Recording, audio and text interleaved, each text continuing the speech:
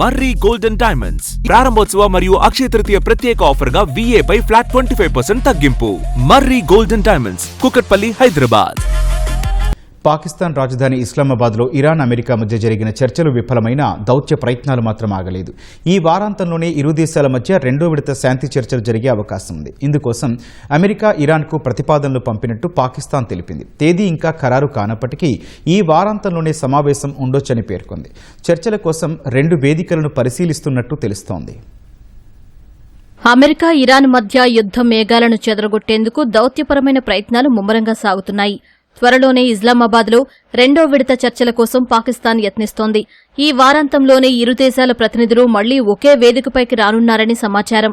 రెండో విడత చర్చలకు సంబంధించి తాము ఇరాన్ను సంప్రదించామని, వారి నుంచి సానుకూల స్పందన వచ్చిందని పాకిస్తాన్ ప్రభుత్వ సీనియర్ అధికారి ఒకరు వెల్లడించారు.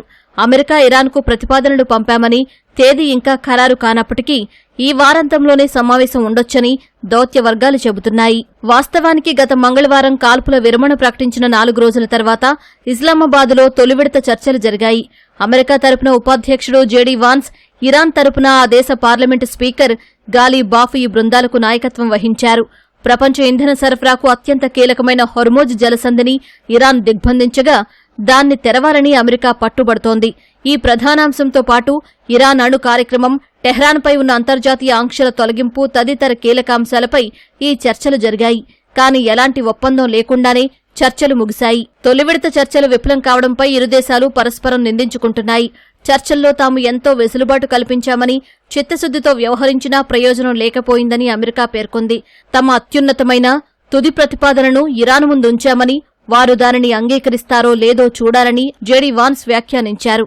మరోవైపు ఇరాన్ మాత్రం ఇందుకు భిన్నంగా స్పందించింది.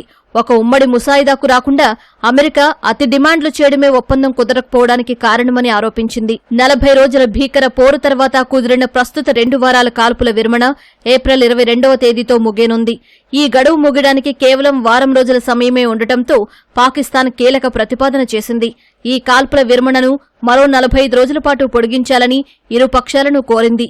కాల్పుల విరమణ గడువు ముగిసేలోపే రెండో విడత చర్చలు జరిగేలా మధ్యవర్తులు ఇరుపక్షాలకు సందేశాలను చేరవేస్తున్నారు. తొలి విడత చర్చలు ఒప్పందంతో ముగియకపోయినా అదొక నిరంతర దౌత్య ప్రక్రియలో భాగమేనని, వేదిక మార్పు కోరితే మార్చేందుకు కూడా సిద్ధంగా ఉన్నామని పాక్ అధికారులు చెబుతున్నారు.